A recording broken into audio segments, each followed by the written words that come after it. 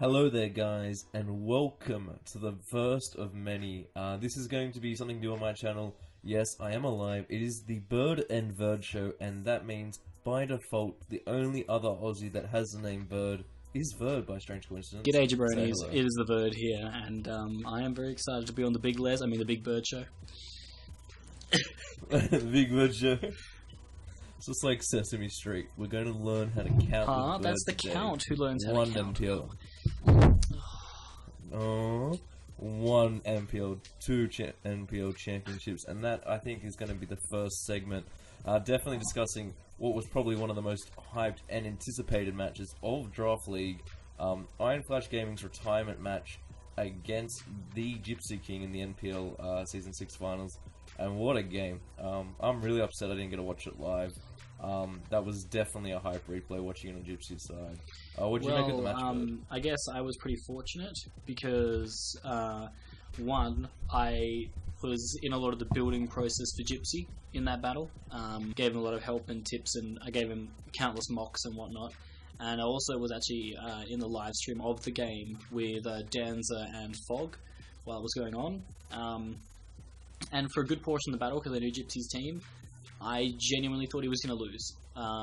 Zazo brought a completely different Zygarde to what anybody could have comprehended. Like, Choice Scarf Zygarde was just like, how does somebody reach that level of Don, like, to be able to come up with a set like that? And the thing was, like, Gypsy's Goodra was perfectly designed to deal with, like, any, like, it was designed to deal with pretty much most Zygarde sets, because the way the premise was that if Zygarde went for Outrage and killed Goodra, Gardevoir got a free kill on easily one of Zazo's biggest threats, so Zazo couldn't risk that. And, you know, he just prepped really well, and I think the big turn was when there were a few Dragon Tail misses there that opened the door for Gypsy, and I said it in the commentary, I was like, if that's a choice locked and not DD Zygarde, then all Gypsy needs to do is have Goodra as his last Pokemon, and he can basically just win with Goodra. Like, it literally destroys the rest of Anthony's team, and it ended up doing that. It was actually, I don't want to toot my own horn here, but it was my idea. I did recommend that Goodra set because I said, well, Zazo doesn't have a Fairy type, and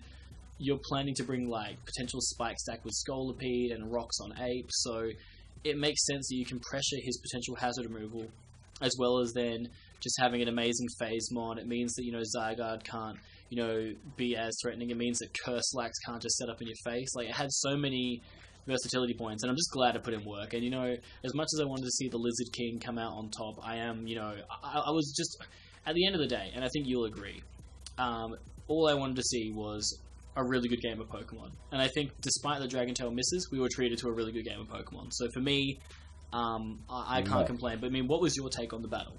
I've got to say one thing. If Gypsy is not regarded as one of the most dominant draft players in League format, like, people are living under a rock. I even think Patrick Star has enough brain cells to comprehend that thought. Is Gypsy King an instrument? Is your mom an instrument? I can play art. I think Gypsy's instrument is a Mega Gardevoir, because he plays that thing. Oh, the Destiny Bond. I had a thought that Gypsy was definitely going to mix up the way he played. You know, it wasn't the first time that Zazo and Gypsy have played in finals. There was some of the old BBC leagues where they used to play, and, you know, they were always hyped. But the Destiny Bond Mega Gardevoir, and the fact that he outsped the Heracross, and I was just watching, I was going, dang. I think the Belly Drum Snorlax definitely would have won, but it was just, like, it was one of those things. I don't want to say Zazo over-predicted Gypsy, or I don't want to say, like, Gypsy definitely made his best play possible, but it could have went either so wrong or so right, and it just went so right for Gypsy. I mean, besides the fact that his prep was amazing, that one turn literally just gave him the game. You know, and the Goodra then, boop, you know, it was just absolutely amazing to see. And I think, from everyone's perspective, it was probably just, it was what the Draft League community needed, in my opinion, was just to see, like, a clash of titans. You know, it was like the Big Bang Theory. You have the Gypsy King particle against the Iron Flash Gaming particle, and they collide. No one knows where they have come from, but just them colliding has just like put a massive spectacle on for everyone. I think that was definitely something that's made me like not so much like want to get back into Draft League, but definitely something that, like, as a Pokemon fan, I could just appreciate that. Yeah, some say the Big Bang was created when Gypsy King and Zazo and Matty Brolic all slapped their dicks together in unison. Hey, you know what? If Matty Brolic, Gypsy, and Zazo ever meet up, just imagine it. Just like, Gypsy's gonna be like, I've got 2 NPL championships, you guys have got none. But the main thing is now that Matty can rest easy, knowing that Gypsy will let him borrow 1 championship so he can rest in peace. Well, now Matty's managing Gypsy in like the IOUBL or whatever it is. I don't know what the league. I can't remember the exact. I think it's the OU league that's going. Did you see Matty's promo about it? It was pretty heat. Yeah. I made the thumbnail for it. I love Matty time and time again. He's probably one of the best entertainers in the poker tubing world. I don't think he's just one of like the best entertainers. I think he reminds me a lot of the way like Danza used to. He's just one step forward. Just the voices he does. And my client, Gypsy King, will destroy Steve Angelo. And the thing was, like, I used to watch a bit of wrestling, and I'm a massive Undertaker fan, right? So, you know, when I used to see, you know, Paul Heyman come out and go, my client, Brock Lesnar. And I was just like, the way that Matty did it, I was in tears watching it the whole time. I think I just started plugging it to all my wrestling friends. Because I definitely know that I put it in your inbox, and I reckon we all definitely had a bit of fun with that. The thumbnail was great too. Like, the picture of Gypsy's head is really small on Brock Lesnar's body, but I really appreciated it. It was so annoying, the dimensions. Because there's like 300 photos of Matty online, but there's only one picture of Gypsy. And it's the one, like, token, like, model shot that he's got. Like, he's probably, like, just being told, like, you have won 2 NPL championships. And, like, it's just like how he's fortune read. You know that when Tom Brady, before they won the Super Bowl, he did a commercial, and he had 5 rings on his fingers. And the whole premise was that now he's got a ring for each finger, and that he was wearing it, and he needed them to be insured. And so they did 2 ads, right? They did one with the 5 rings and one with the 4 rings. And Tom Brady was like, why are you doing one with 4 rings? I'm going to win a 5th one. And then they're like, when they were down 28-3, and then they came back, they're like, Tom Brady knew. How did he know? I reckon that's like Gypsy when he's taking that photo. It's like, you're in the NPL now, champ. You need a picture. I'm going to win 2 NPL championships back to back. It's just like taking that photo right at the moment he's just thought, and he's gone, I'm going to do it. But it was definitely hard to Photoshop that photo because of Gypsy's natural Gypsy hairline. It's just annoying to Photoshop. But trying to find a decent picture of Matty where he's not shirtless is even rarer. He is like the reverse fappening. Yeah, like, instead of people trying to get his nudes, they're trying to find a picture with his shirt on, because, like, that's definitely rare. One of the ones that got me off in the past was when he was training to fight Cheese Boy, and you just see him, like, doing all his amazing workouts, and you think, like, how can one man be such an Adonis? I'm telling you now, I recently started getting back into working out, because I've definitely missed it a lot.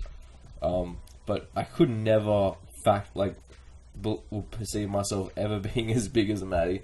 Like, that kid, like, he must, like, what's his secret? I think there's got to be something. I reckon all those suplexes that he was giving out in the regular NPL season has just absolutely just, that's his workout right there.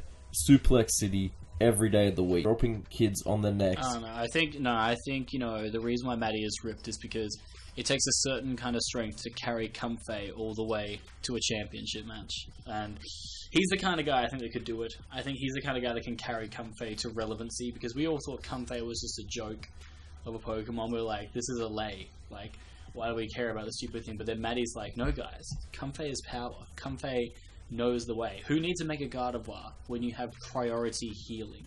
Who needs freaking Florges when you are a Comfey?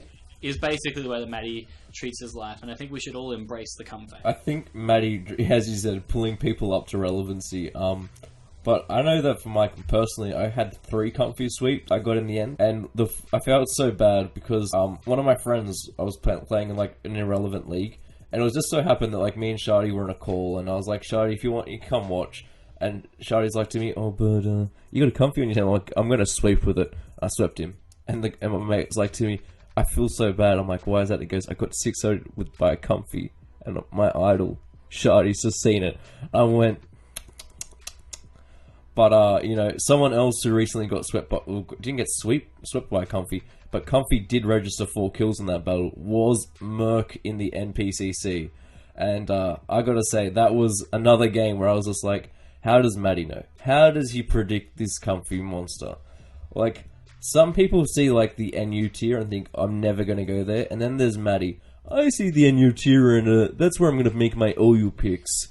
Like, he doesn't know what a teal is. That's the thing, man. Like, Gypsy and I felt the same, because Gypsy and I had a good long chat about it one day, where, like, both of us try and find what we call, like, hidden gems, or diamonds in the rough. Like, Pokemon that, through all the obscurity, turn into being, like, freaking MVPs. Like, they shouldn't be as good as they are. And that's how Stunfisk kind of came around. It was seen as a joke, but it was able to, you know, get everything, like, it covers so much, and then, you know, Gypsy and others brought it into the light. Weren't you one of the first people to do that, Vert? Isn't that why you're such a big fan of Stunfisk? Yeah. Because you were one of the first? Yeah, like, but Gypsy and I were having a good time, because we both have used Stunfisk a lot of times. Like, not just him in the NPL and me in Summer Showdown tournament. I mean, it's led Gypsy to a championship. It's led Zazo to a runner-up. It's led me to runner-up of Summer Showdown tournament. This Fisk will fist you. Like, it's... And that's the thing, like, people always say, like, oh, I gotta go with, like, the best types and all that, but the smart players, especially, I think this is more clear in a points draft, if you can find really good budget mons that can do the same things as higher tier mons, it gives you a lot more variety in your team to be able to do stuff. Like, for instance, like, a lot of people going for really higher tiered, like, stealth rock options, whereas you can find so many cheap stealth rockers.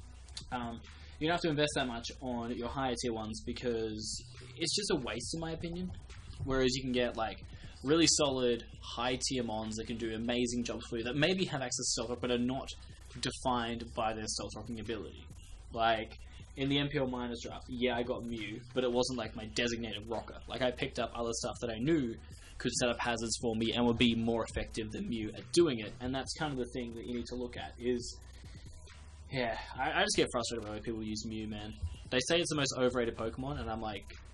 If you allow it to have Z moves, it is the most unpredictable threat you will ever see in your life. I was going to say one point about on like low tier. I just recently watched Paulie Mac win the TBU championships against 6 Foot Hacks. Mm-hmm. And congratulations, Paulie. Yeah, congratulations. Another Aussie has won another championship. It's great. We had the NPL. He's an honorary Aussie. He's not really an Aussie. No. He's the 5th Aussie. Like, because he's dating an Aussie, so he's got like Aussie in the bloodline now, and he's replaced. Yeah, so he's doing a lot of work down under. I see what you mean there. Yeah, got you. Yeah. You know what they say about Australia? You either go down the coast or up the coast. Paulie's going down the coast. But that floatzel, I was like, why the heck is there a floatzel here? And because like the whole meme is floatzel flip Riz, but when you look at a floatzel, besides the fact that you go, is it wearing a scarf? What is the scarf made out of? Just like a few like really niche things, like the base 115 speed, 115 attack, 105 special attack. I was thinking to myself, like, if I was to go back into like a point draft system, I'd definitely consider floatzel. It like looks really underrated. Has decent coverage where it's got water, ice, fighting, and steel, which is, you know, nothing special in terms of like a wide diverse mood pool, but it is enough at the end of the day to really hit everything also hard. One thing that people always sleep on with Floatzel is one of its abilities that it gets, which is Water Veil, which if a few don't know, basically means your Pokemon can never be burned. So bulk up Floatzel is actually like the ideal Mega Sableye counter, because Mega Sableye can't really do shit to it. It can just kind of bulk up in its face and just, you know, be happy for days. I think the other good thing about Floatzel is its access to Baton Pass, so it can bulk up and then Baton Pass out if it wants to, get itself out of sticky situations, or pass a boost into like a massive threat on a team. So yeah, it's an incredibly versatile mon, and it is incredibly cheap as well. I have used Floats in the past, and I have found some success with it, because it's just a freaking beast and can just rip through walls. So definitely can appreciate Paulie choosing that mon, because it is such a monster in the format. I was about to say, if Floatzel got Water Bubble over Water Veil, oh, easily, that's like easily OU, because when you're doing double the damage on a waterfall, that's, oh my god, that makes me feel good in my special places. My nether regions feel pleased. But also, with the water bubble ability, you take half damage from fire-type Pokemon. So it's a really weird thing, but when Charizard Y was in UU, Araquanid was super popular because it was one of the few Mega Charizard Y. Yeah, I was actually running Air Slash on Megazard Y during Suspect because just for Araquanids, like I wasn't playing no games. But yeah, there's definitely been a lot of diverse Pokemon that that certain people have like popularized. So for example, Danza with Jolteon, Gypsy with the base launch Stunfisk himself, Matty Brolic with Comfy and Quillfish. I'll never get over the game where Matty, I think it 5-0 or 6-0 Moxie Infernape, but everyone was whinging about how broken Magina was. So he sets up T-Spikes and brings sub-protect Magina with lefties, and Quillfish ends up getting 5 kills. I just remember thinking to myself, bloody Matty. You just have to rub salt into the wound of those people. Look, Magina isn't broken, kids. It's the Quillfish. It gets Toxic Spikes. Magina doesn't get Toxic Spikes. You need to stop worrying about Magina, kids. Like, I can just imagine that. Like, that was going through Matty's head the whole time. And I was just like... Probably, yeah. And then probably like midway through the thought goes, I wonder how many pull-ups I can do in between a Jolt and Dan's a turn. 20 minutes, maybe 10. No. The worst one is between a Jolt and between a Danza and Razor. Oh my lord! I think we could probably cure Razor's depression in the space of a turn. Literally, you could just give him a hand job and I'm sure he'll be fine. Bird's 5-minute solution to depression: give kids hand jobs. Bird has now launched his new campaign called Helping Hand for Troubled Kids. They feel a 2 times a boost in self-esteem while lowering the pants. This is turning a bit creepy. But I will say, yeah, everyone's got like a Pokemon that they've kind of used real. I mean, mine I think is probably Nidoqueen. That's probably my kind of claim to fame. I know that obviously Rob Jr. is very good with Nidoqueen as well. But I mean, I think the Nido line, I genuinely don't think anybody has used it as creatively as I have. Mm-hmm. Like I once brought a Nidoking definitely not as creative to a championship match that was Poison Point with Stealth Rocks, Toxic Spikes, Super Fang, and Dragon Tail to beat a stall team. And you know what really upsets me, Bird, is the fact that you promised if you won the PMC back to back, you would get a Nidoqueen Trance Stamp, and alas, you haven't. It's quite depressing. Dude, I would have done it too if it wasn't for those meddling kids. No, I would have done it if it wasn't for the freaking... You'll see the battle. I'm going to upload it. So probably by the time this podcast is out, I don't know when he's going to upload it, but I'm uploading my battle soon. But basically, this Beartic freaking flinches my Gyarados, which would have knocked out the Beartic. And with the Beartic knocked out, my Blaziken would have been at full health. And if that was the case, I could have effectively taken out the Dragalge and just gone from there. And if I had Blaziken in the back, Blaziken just like swept through his team. And that was kind of frustrating. That he crit my Rachi too, which sucked. That was like a really annoying part too. But yeah, I basically had the game and he got the 30% chance to win. It's alright, because I've basically accepted now in my life, especially my last 10 or 11 league matches, that when I lose, I can only lose to hacks. I haven't lost clean since March Madness, and that was because, I got put in a pool with Gypsy, Ruby, and freaking George. So I don't know what they were expecting from me. And then they also drafted a trash team. So. That's like when they put Rey Mysterio in the heavyweight division. It shouldn't have been the case. But I feel like I'm good enough to take them on. I just had a really bad draft, and Gypsy had a Mega Gallade that literally took its scythe hand things and shoved them straight up my asshole. And it's just one of those things where it's one of those matchups where you just can't make it work. As much as you wish you could, you just can't. You have. I went out clubbing last night, for probably the first time in 4 months. Had a party. And how'd that go for you? Hey, I was with this one chick, right? So me and her have been friends for a while, and it's a bit of a weird thing. My mate took her on a date last year, and the weirdest thing was one of her friends, who's like a mutual of ours, when she drinks, all she wants to do is set me and this girl up, and be like, "You two." She'll be like, she'll wink at me and she'll go, "You two, you know, give him a peck." And I'm like, nah, like she doesn't see me in that light, and like I know with her as well, like her expectations of a guy is like 10 times higher than I am. You know, she's looking for the Gypsy King, and alas, I'm just an Anthony Zazzo. You know, some women just, you know, got all too high expectations. But it was just weird because we went to this club, right? And so it was in Cronulla, and a bunch of the Sharks players were there. And I know a few of the Cronulla Sharks players because I went to school with a few of them, and just chatting around. But it was weird because this one random guy just he's trying to walk past me, and so there's a bit of a dance floor, and then there's like a little bit of seating area where people just drink and, you know, chill. So we were sitting there. This guy walks past and bumps into me, and the next thing he knows, he just turns to me and the girl and goes, "You two would be a cute couple," and just walks off. I had to use the power of Christ to compel me not to laugh in that situation, because I thought it would be actually really a bad moment to laugh. But I've got to say that was definitely one of the most weirdest probably nightclubs I've been to in terms of clubbing experiences, because I think the girl that I said that, you know, people were like, "You two would be a cute couple." If I had $1 for every person that said that, I could have paid off my hex debt by now. It's ridiculous, man. That is true. Oh man, dude, hex debt is just the worst, but you can kind of deal with it over time.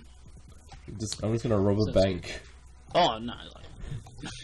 How much? I can just imagine you turning up being like, "Hello, everyone. This is a robbery.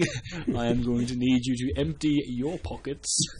I can imagine you doing it. "Hey there, guys. I have a Nido Queen.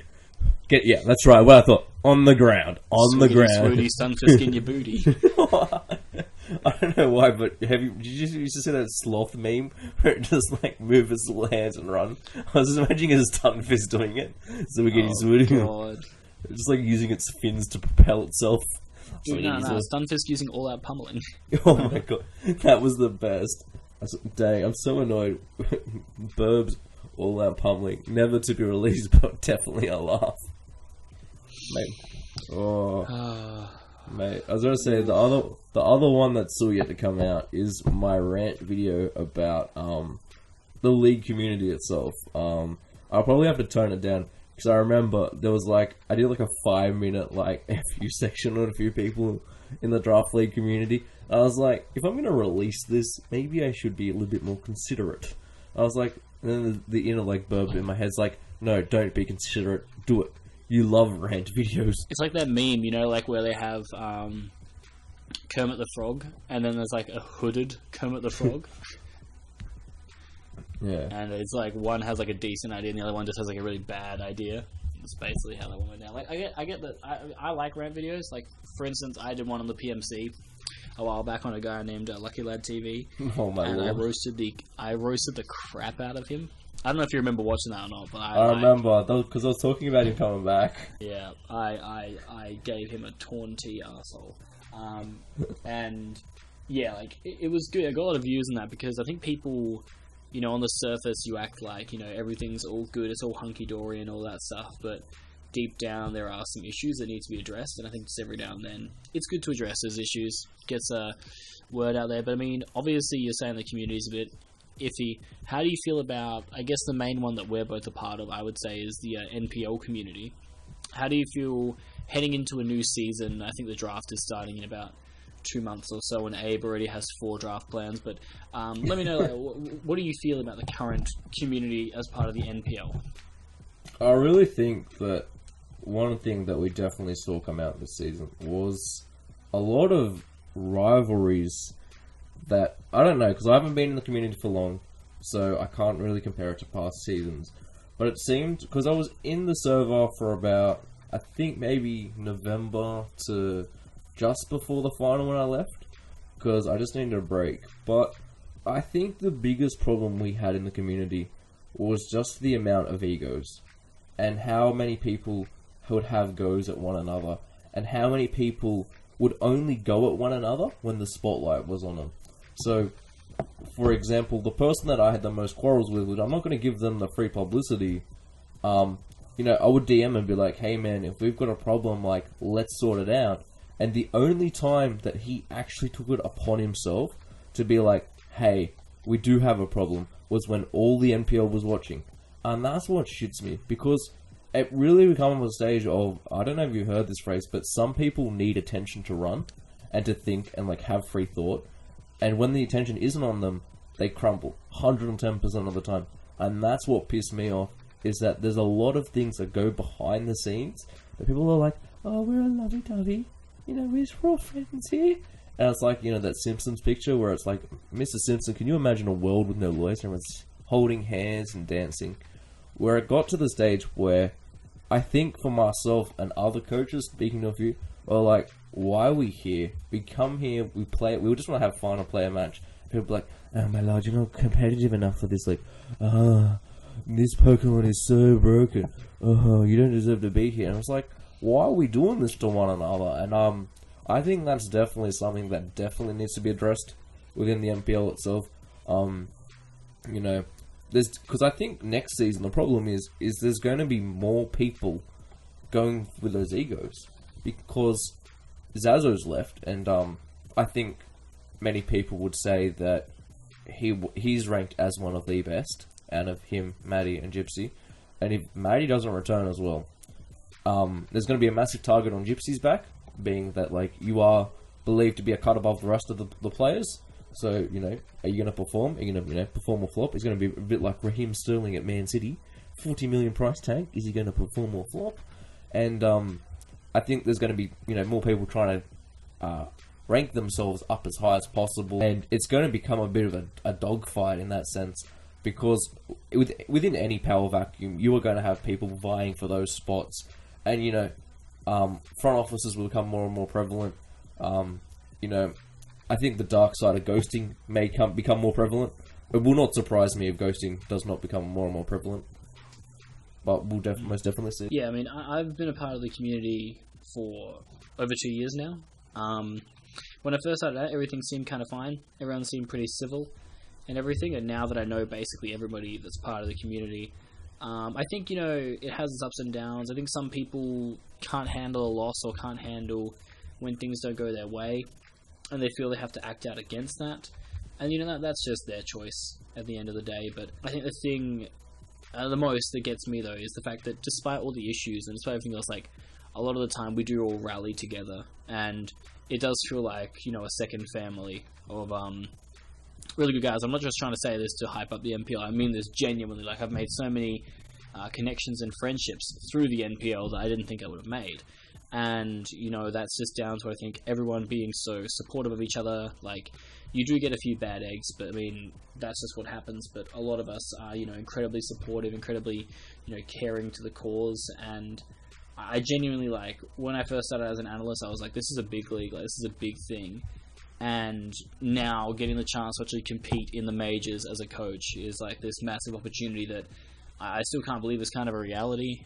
But it's just awesome being with this group of guys, and just, it's the simple things, like we play a game of golf together, or we just, chat about the dumbest stuff, or we, watch like really bad battles and, commentate on them and everything, and it just, takes away from the pressures of life sometimes, and just lets you relax and be like, this is the game that we love and enjoy. And it's great having a lot of people that are like-minded in that sense, like us, that are just here, to have a good time, be social, and just, embrace all things Pokemon. So for me, that's why, like, I get, though, that there are issues in the community, but I feel these issues can be resolved over time and with good manners.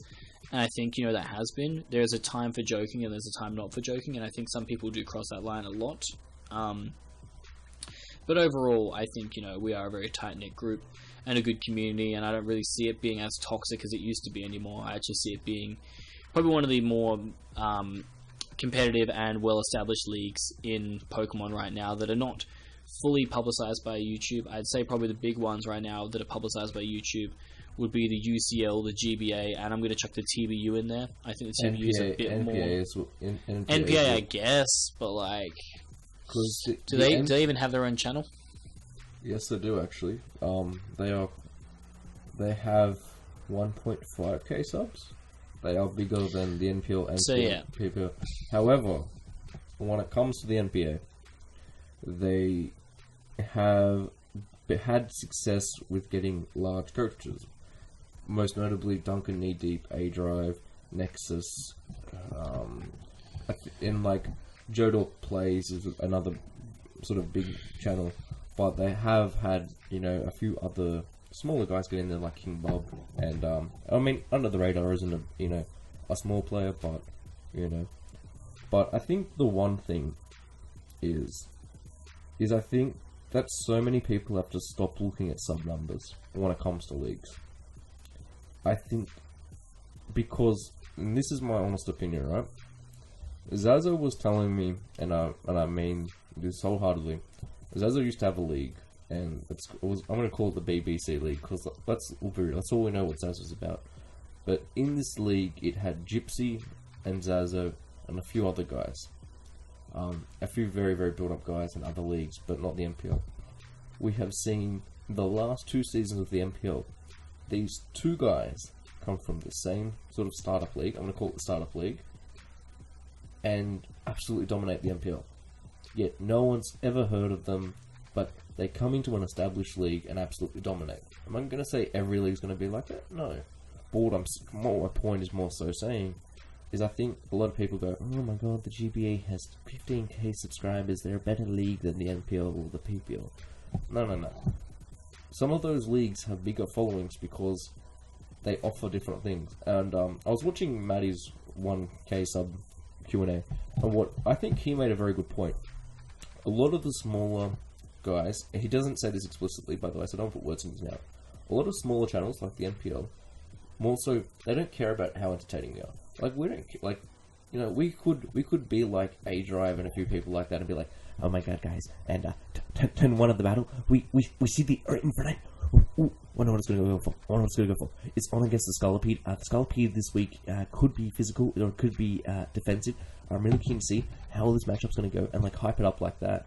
But we're also trying to be like, well, looking at the Scolipede this week, Polymac is known for bringing it quite offensively each week.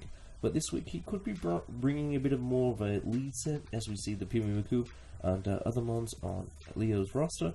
And actually, Infinite does make a very good lead choice. It can flare blitz here. It can absolutely deal a world of hurt onto this Pokemon. And I'm thinking, like, do leagues like the NPL and PPL try to raise the bar of entertainment level? Or do we keep going along this route of, let's try to keep it in the most competitive players, But I think at the same time, if we are going to go this route of competitive players, we have to rate them on how good and how strong they are, and not rate them on sub numbers. Because if we keep rating people on sub numbers, we've seen what happens. If you have people with too many subs come into a league, they think they deserve more pulling power than they really deserve. And we have seen this in a few leagues with a few big players, and I really think that should never be the case. I think there's a famous quote by Tony Adams, I'm pretty sure, that says, some people say to me, am I bigger than the club of Arsenal? But no one is bigger than the club of Arsenal. I think that's got to be translated to league format.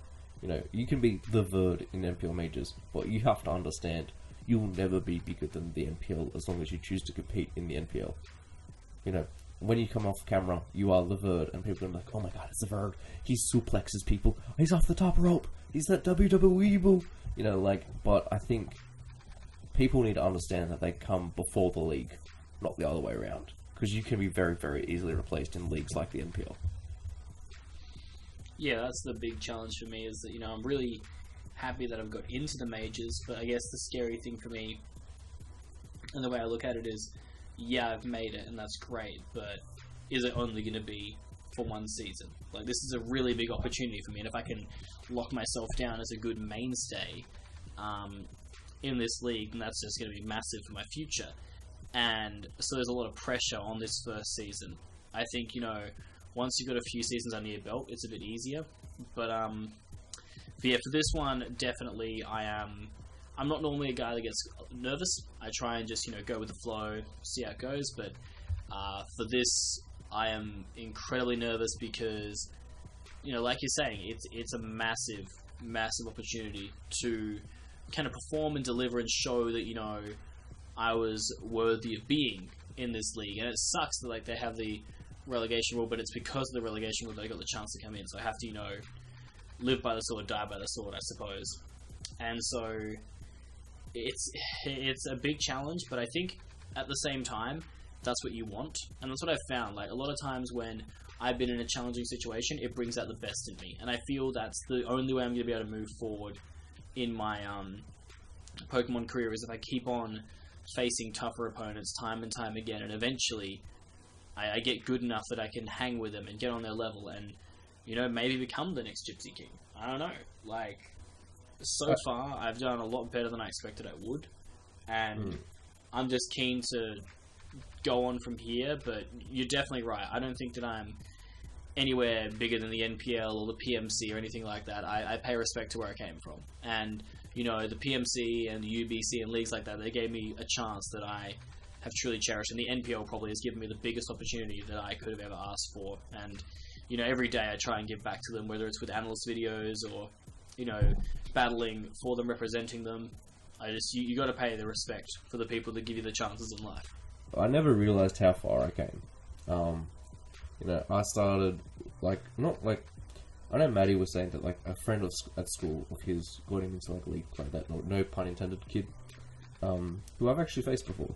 But for myself, it was very much a journey on my own. And, all started one day, a bit of a VGC player. One guy just gave me a shout out that had, 10 times more subs. All started going from there. Ironically, he rejected a league, but he gave the spot in that league to me, and that's how I got my start in league format. And that's a massive shout out to League McKay. And ironically, the league that he gave me the start in, I'm now the commissioner of. But I never realized how far I got. I'd be like, So my first ever season of league play, didn't win a game. I came in late, and I took over a team, and I lost every game. However, in saying that, the next 4 seasons, I was a semi-finalist in another league, semi-finalist as well. But I never gave myself credit for how far I came as a player. And I think a lot of players don't do that. As you're saying that, there's been humble beginnings, and that was most definitely for me. But, I can't get over the fact that probably a little over a year ago, I was watching Mono videos, and now I get to work with him. And I mean, Mono is a great guy, and 100%, I adore him. I still love just how many memes there are about Mono. I can't put the phrase any better than, in the words of the great shardy YouTuber, 2K17, the lack of professionalism in Mono videos always astounds me, and I've got 100% agree with that. And I think I've never given myself that credit, and I think that's where me wanting to leave league play came into it. I never gave myself enough credit for getting to the position I was in. I mean, I got to this stage, and I think a lot of people don't understand how important front offices are. Some of them can be hindering, some of them can be beneficial. But I'm going to give a shout out to another 2 really, really strong players, because I rate them at top 10 in league format. I know it's probably going to be a bit like, it's unpopular opinion time, but it's most definitely the Birbtales brothers, Philip and Yust. I never get your name right, and I apologise for it, Yust. I don't know. I'm sorry. I call him Juiced, and I don't know if it triggers him or not, but I call him Juiced. I don't know. Let's pretend it never let's just call them the Birbtales brothers. But, they have been in so many front offices, like Matty. When Matty 6-0 Gypsy, I remember he was, Yust. And, those guys, they've never been in the MPL or the GBA or any of those big leagues, but it seems to me like they're always in a big front office. And I've prepped with them before and played against them. They always seem to be, make a difference. Philip recently made the GPC semi-finals, which is the equivalent of MPL minors if you ask Trev the King. But he's shown he's a very strong player, and so does Used. And I think from my point of view, the one thing that I reckon a little bit more people need to do is they need to give themselves credit.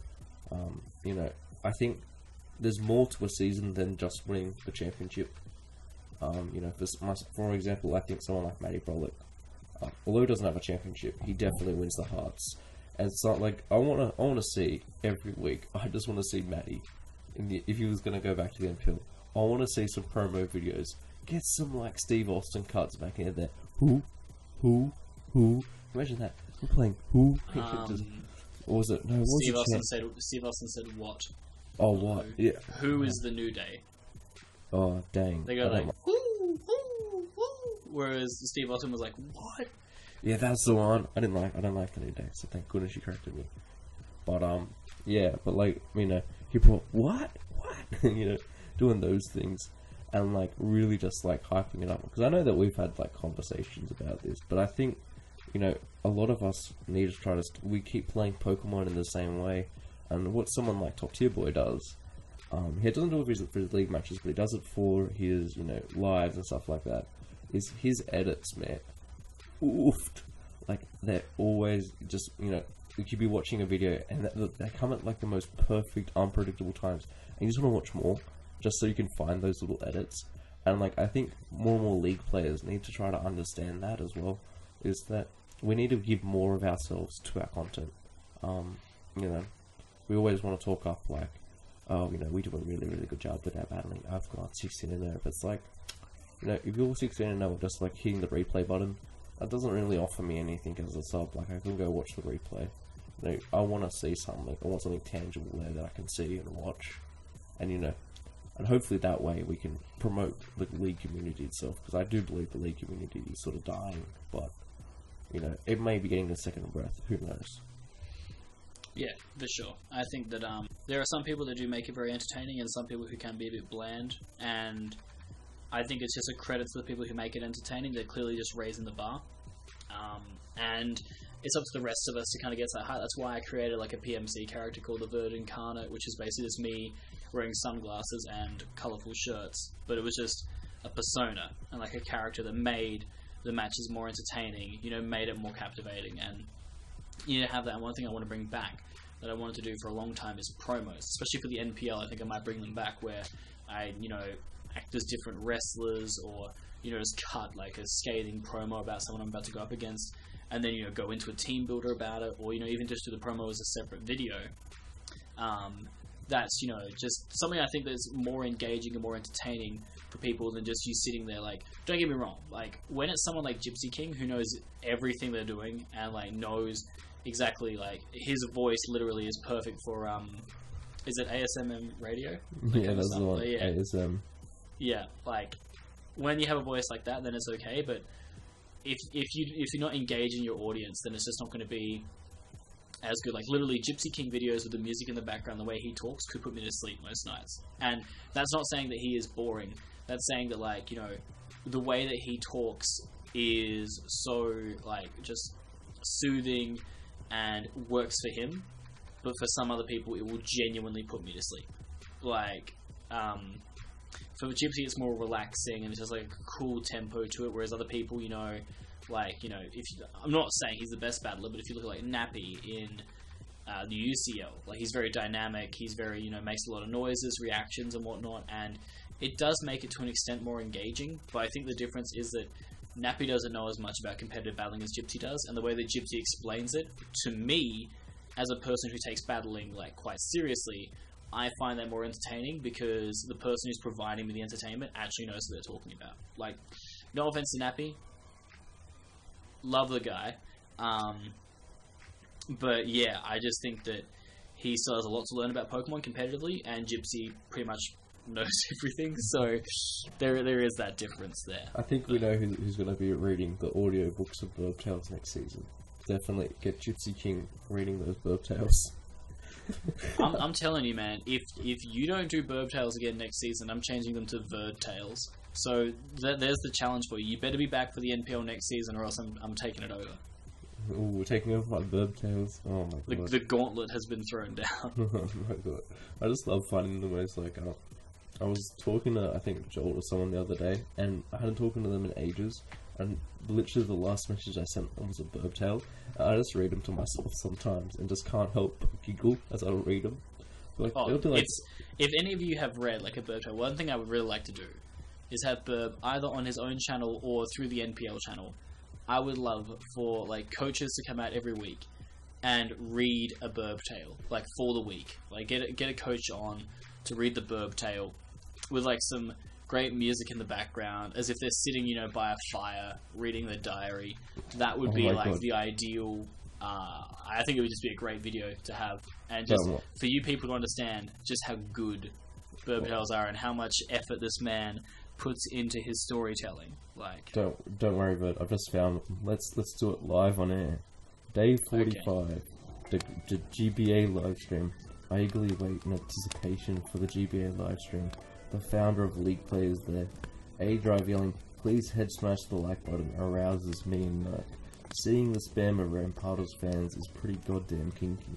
I thought this stream would be boring, but knowing the Heat God himself, Lord Envy, Heat League Players, and is set bitch is here. Or phone locked. Is exquisite. A-Drive telling me, "This is not ladder. You may see a few surprising sets." I touch myself to Dance's fight at Blascarios. Shady couldn't pronounce the formula, just like he didn't have the formula to win. I know the GBA have been the most broken morning league in draft format. Beginner. No, sorry, Necrozma. Oh my lord. I can't wait for 2 weeks into the season to hear A-Drive yell, "Ban McGinner!" Another thing Merc and A-Drive will have in common. A-Drive saying he has picked Victini for the 3rd straight season reminds me of Turbo Blaze Chimpact Suite. What really impresses me about the GBA is how quickly they make their picks. Lars getting sniped round 8 and recovering so easily. It's just goddamn amazing, but it doesn't matter what anyone drafts. Lars has McGinner. He cannot be beaten. He will destroy those GBA people. Hello boys and girls, today my opponent has lost. I have McGinner. The only good Don fan is a Borussia one. Fuck Shardy.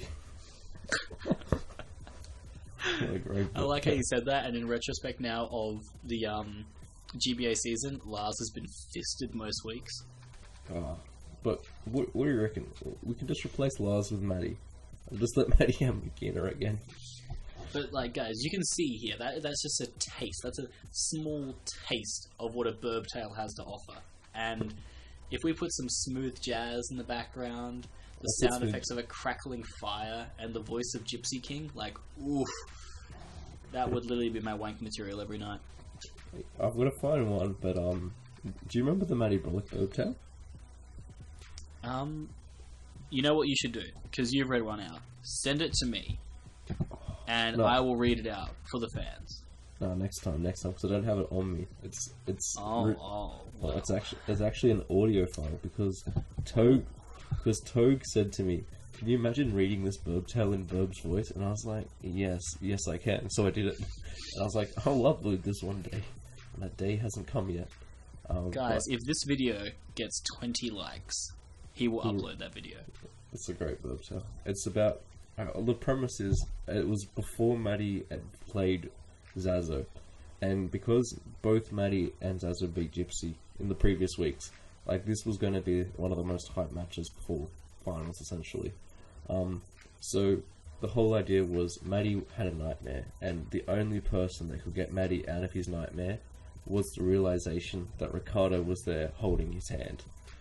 And it was a great Birbtale. It's definitely going to come out one time. But there was definitely a few of mine that I love reading. Once again, I think the Zazo Valentine story was definitely a great one, just to see how many people got triggered. And then the whole thing was, wait, does Birb actually have a crush on Zazo? The amount of PM Zazo got that day from people saying, "Does Birb actually love you?" Besides the obvious yes, is astounding to me. Like, I think he showed me he had about 12 PMs from different people, all asking him the exact same question. It was great. I mean, it's kind of hard not to love Zazo, to be fair. Yeah, I mean, there was some great Birbtales out there. I'm trying to think of other ones. Oh, actually, no, my favourite one was the Donald Trump one. That was the best one. About how John Cena was president because Donald Trump... Yeah, true. That was a timeless classic. But I know. You know, I think we should... You know what, Birb? We've had a magical 50 minutes of recording. And we have, obviously, many more things that we could talk about. Right. But you know what? I think we can save them for another day. Because I think the other thing we should do, or what you should do for your channel, is if you have questions, just random questions about your life, or about us, or about anything in general, that you would like us to say in a podcast, just drop them in that comment section down below. And next podcast, we will answer all of them. I hope all the questions are like, please read out the Birbtales 1 to 50 edition, Just, I would honestly enjoy that. I'll put some ASM music in the background. No, the worst thing. No, Jolt deleted the log of Birbtales. There's no log of Birbtales left. That fiend. That weeaboo. We should demand he bring. Can he revive it? No, you can't find them. They're all lost now. There's only a few rogue ones that exist. What a dickweed. No, that's a weeaboo. That's like next level weeaboo. You have like your Literally, Mio must have licked in his ear to make him want to do that. Oh my god, I saw one last thing. I saw Mio tweet today about prom, and I was like, I wonder if he's taking his anime body pillow to prom. Just imagine like Mio with a body pillow at prom. I believe she identifies as his waifu. And as I said, guys, until next time, peace. Bye.